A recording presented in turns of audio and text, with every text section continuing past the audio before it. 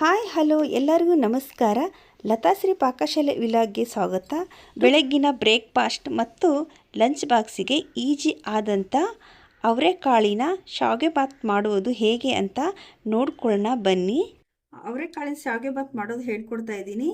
ಇದಕ್ಕೆಲ್ಲ ಯಾವುದೆಲ್ಲ ಪದಾರ್ಥ ಬೇಕು ಅಂತ ನೋಡ್ಕೊಳ್ಳೋಣ. ಅವರೆಕಾಳು ಅರ್ಧ ಬಟ್ಲು, ಶಾವಿಗೆ 1 ಬಟ್ಲು. ಶಾವಿಗೆ ರೋಸ್ಟೆಡ್ ಸಿಗುತ್ತೆ, ನಾನ್ ರೋಸ್ಟೆಡ್ ಸಿಗುತ್ತೆ. ರೋಸ್ಟೆಡ್ ಸಿಕ್ಕರೆ ರೋಸ್ಟೆಡಲ್ಲೇ ಮಾಡ್ಕೊಳ್ರಿ. ಶಾವಿಗೆ ಯಾವ ಬಟ್ಲಲ್ಲಿ ತಗೊಂಡಿದ್ದೀನಲ್ವ ಅದೇ ಬಟ್ಲಲ್ಲೇ ಇದೇ ಅಳತೆನಲ್ಲಿ ನೀರು ಹಾಕ್ಕೋಬೇಕಾಗುತ್ತೆ. 2 ಈರುಳ್ಳಿ,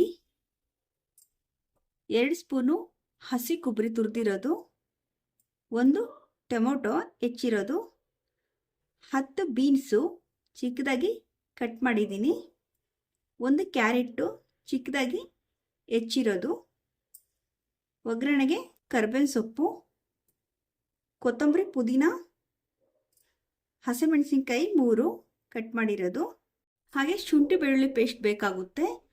ಈಗ ಮಾಡೋದು ಹೇಗೆ ಅಂತ ನೋಡ್ಕೊಳ್ಳೋಣ. 2 ಟೇಬಲ್ ಸ್ಪೂನ್ ಎಣ್ಣೆ ಹಾಕಿದ್ದೀನಿ.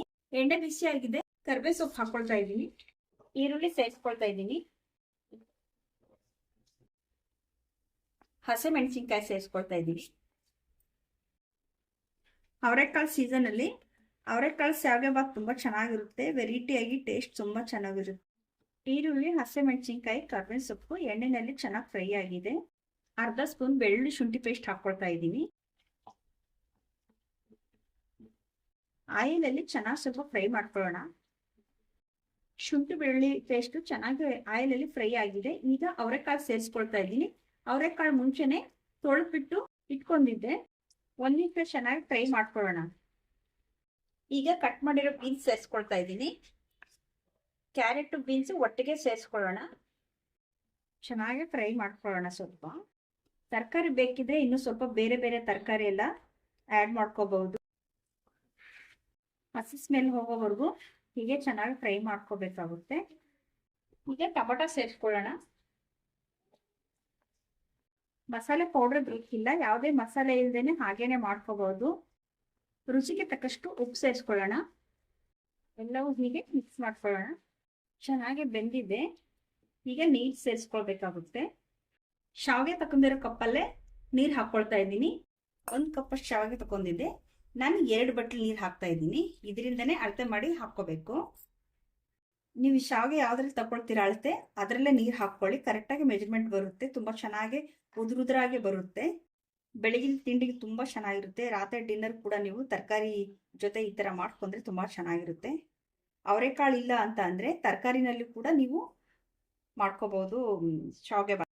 ಅರಿಶಿನ ಸ್ವಲ್ಪ ಹಾಕ್ಕೊಳ್ತಾ ಇದ್ದೀನಿ ನಾನು ಕಲರ್ಗೆ. ಅರಿಶಿನ ಬೇಕಿದ್ರೆ ಹಾಕ್ಕೋಬಹುದು, ನೀವಿಲ್ಲಾಂದರೆ ಸ್ಕಿಪ್ ಮಾಡ್ಕೋಬಹುದು. 2 ನಿಮಿಷ ಬೇಯೋದಕ್ಕೆ ಕ್ಯಾಪ್ ಮುಚ್ಚಿ ಬೇಯಿಸ್ಕೊಳ್ತಾ ಇದ್ದೀನಿ. ತರಕಾರಿ ಎಲ್ಲ ಚೆನ್ನಾಗಿ ಬೆಂದಿದೆ. ನೋಡ್ತಾ ಇರ್ಬೋದು, ತರಕಾರಿ ತುಂಬ ಚೆನ್ನಾಗಿ ಬೆಂದಿದೆ ಅವರೆಕಾಳು ಜೊತೆ. ಈಗ ಶಾವಿಗೆ ಸೇರಿಸ್ಕೊಳ್ತಾ ಇದ್ದೀನಿ. ಹುರಿದ್ಬಿಟ್ಟು ಇಟ್ಟಿದ್ದೆ ಶಾವಿಗೆ, ಇದು ಸೇರಿಸ್ಕೊಳ್ತಾ ಇದ್ದೀನಿ. ತರಕಾರಿ ಜೊತೆ ಶಾವಿಗೆ ಚೆನ್ನಾಗಿ ಮಿಕ್ಸ್ ಮಾಡ್ಕೋಬೇಕು. ಲಿಡ್ ಮುಚ್ಚಿ 2 ನಿಮಿಷ ಬೇಯೋಕೆ ಬಿಟ್ಟಿದ್ದೆ. ತರಕಾರಿ ಜೊತೆ ತುಂಬ ಚೆನ್ನಾಗಿ ಶಾವಿಗೆ ಚೆನ್ನಾಗಿ ಕುಕ್ ಆಗಿದೆ. ಈಗ 1 ಸ್ಪೂನ್ ತುಪ್ಪ ಸೇರಿಸ್ಕೊಳ್ತಾ ಇದ್ದೀನಿ ನಾನು. 2 ಸ್ಪೂನು ಹಸಿ ಕೊಬ್ಬರಿ ತುರಿದಿಟ್ಟಿರೋದು ಸೇರಿಸ್ಕೊಳ್ತಾ ಇದ್ದೀನಿ. ಟೇಸ್ಟ್ ತುಂಬ ಚೆನ್ನಾಗಿರುತ್ತೆ ಕೊಬ್ಬರಿ ಹಾಕೋದ್ರಿಂದ. ತುಂಬ ಕಡಿಮೆ ಪದಾರ್ಥದಲ್ಲಿ ನೀವು ತುಂಬ ರುಚಿಕರವಾದ ಅವರೆಕಾಳಿನ ಶಾವಿಗೆ ಬಾತ್ ರೆಡಿ ಮಾಡ್ಕೋಬಹುದು ಬೆಳಗ್ಗಿನ ತಿಂಡಿಗೆ. ಈಗ ಪುದೀನ, ಕೊತ್ತಂಬರಿ ಸೊಪ್ಪು ಹಾಕ್ಕೊಳ್ತಾ ಇದ್ದೀನಿ. ಟೇಸ್ಟಿಗೆ ಸ್ವಲ್ಪ ಶುಗರ್ ಹಾಕ್ಕೊಳ್ತಾ ಇದ್ದೀನಿ.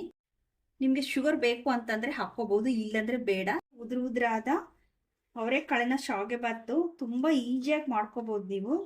ತುಂಬ ಟೇಸ್ಟ್ ಆಗಿರುತ್ತೆ.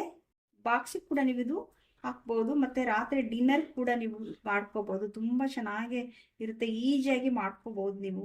ಫ್ಲೇಮ್ ಕಡಿಮೆ ಮಾಡ್ಕೊಂಡು 1 ನಿಮಿಷ ಹವೆನಲ್ಲಿ ಬೇಯೋದಕ್ಕೆ ಬಿಡ್ತಾ ಇದ್ದೀನಿ. ಅವರೆಕಾಳಿನ ಶಾವಿಗೆ ಬಾತ್ ರೆಡಿ ಆಗಿದೆ. ಉದುರಾಗಿ ತುಂಬ ಚೆನ್ನಾಗಿ ಬಂದಿದೆ. ಈಗ ಸ್ವಲ್ಪ ಗಾರ್ನಿಷ್ಗೆ ಕೊತ್ತಂಬರಿ, ಪುದೀನ ಹಾಕ್ಕೊಳ್ತಾ ಇದ್ದೀನಿ. ಹಸಿ ಕೊಬ್ಬರಿ ಸೊಪ್ಪು ಹಾಕ್ಕೊಳ್ತಾ ಇದ್ದೀನಿ. ನೀವು ಒಮ್ಮೆ ಮನೆಯಲ್ಲಿ ಹೀಗೆ ಟ್ರೈ ಮಾಡಿ ಯಾವ ಥರ ಬಂದಿದೆ ಅಂತ ಹೇಳಿ.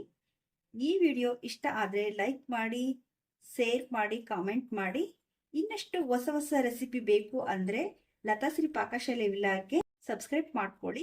ಇಷ್ಟು ಹೊತ್ತು ಈ ವಿಡಿಯೋ ನೋಡೋದಕ್ಕೆ ಎಲ್ಲರಿಗೂ ಥ್ಯಾಂಕ್ಸ್.